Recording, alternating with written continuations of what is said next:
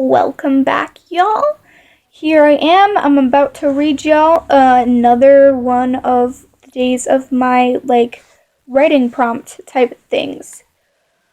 So this one has a little bit more than last time, and it might take a little bit longer, so just get yourself all comfortable over there. So the first thing wasn't actually for my writing class, but I wrote it in here because I felt like it was something that I should write here. And in my my English class, we got a prompt, and it was describe your ideal self portrait, or like a portrait you would want to paint of yourself. And so I wrote, like the abstract portraits we did in drawing as our final, a face with flowers for eyes who is crying emoji faces. They have three mouths. One is vomiting rainbows, one is seductive with the lips parted slightly and dripping purple, black, and green, and one opened in a scream. Black claws will be ripping at the face, but the arms are disintegrating. The hair is short and spiked, with two long curls trailing down over a bony top, like a collarbone, ending before the bust. So the picture ends here, like where my arm is, like there. Yes. So, that would be a really interesting thing to paint, but I feel like it would be something that would have to be, like, a multimedia piece. Like, part of it would be painting, and then I'd have to, upload it into, a thing so that I could put in the emojis and stuff. But I feel like it'd be a really, really cool piece to do.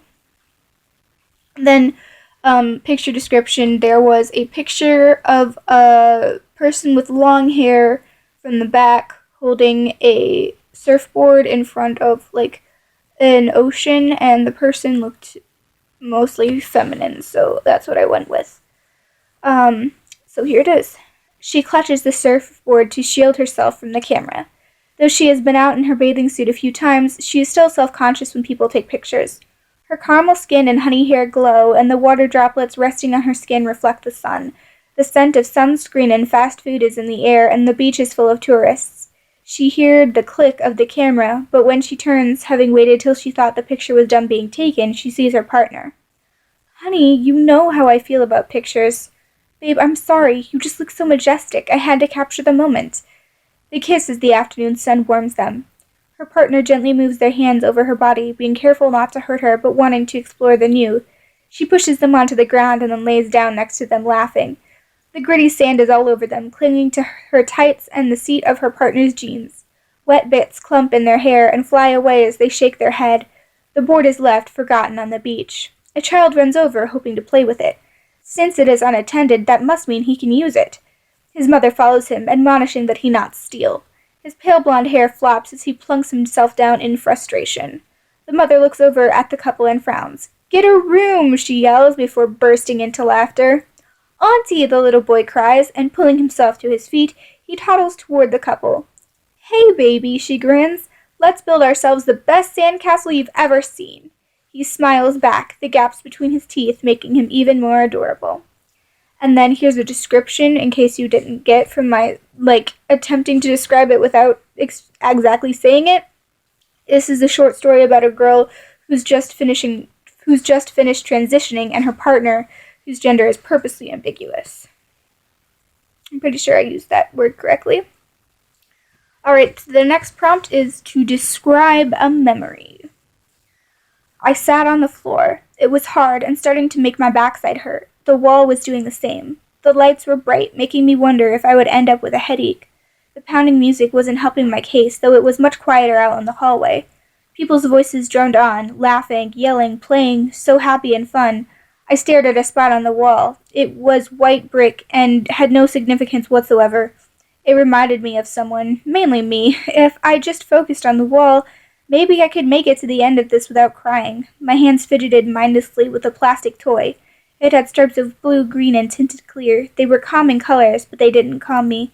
I shifted my position and saw the red marks that were now on my legs from sitting still for so long. My skirt slipped and I pulled it down again. I should have worn a longer dress, but I'd wanted to match them. Maybe if I drank something, it would help. I pulled myself up unsteadily as I was feeling slightly dizzy by then. They were out of everything except yellow Gatorade, so that's what I got. It tasted like lemon Mountain Dew, and was almost more sour than sweet.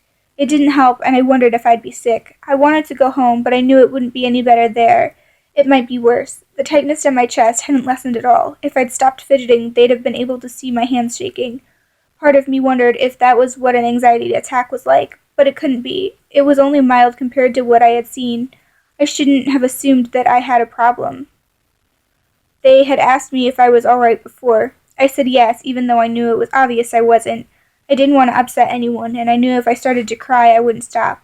This was a terrible place to cause a scene.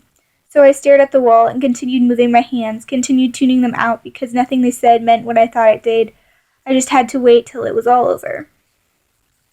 And then the final thing is the cake was delicious. We had to take this sentence and make it from a tell sentence to a show sentence. So like, don't tell us the cake was delicious, show it. And so I wrote, the slice of cake sat on the table in front of her. It was almost too pretty to eat, with a clear glaze and lavender frosting over the dark chocolate sponge. She picked up her fork and slid it into the cake. It went in easily, and as she pulled it away, there were not very many crumbs, less mess to clean up later. The cake was moist and firm in her mouth, the near bitterness of the sponge contrasting with the sugary sweetness of the frosting. She let out a little gasp, surprised at how much she liked it. Normally she didn't like dessert, but in this case she would have to go back for more. Dun dun dun! And then there's like a really short fan fiction that I wrote because I got inspired, but I'm not going to read that unless somebody comments that I should, in which case I might, but you know how fan fiction is, so anyway, I hope you guys enjoyed it, so have a great day, and I will see you guys all in the next video. Bye-bye!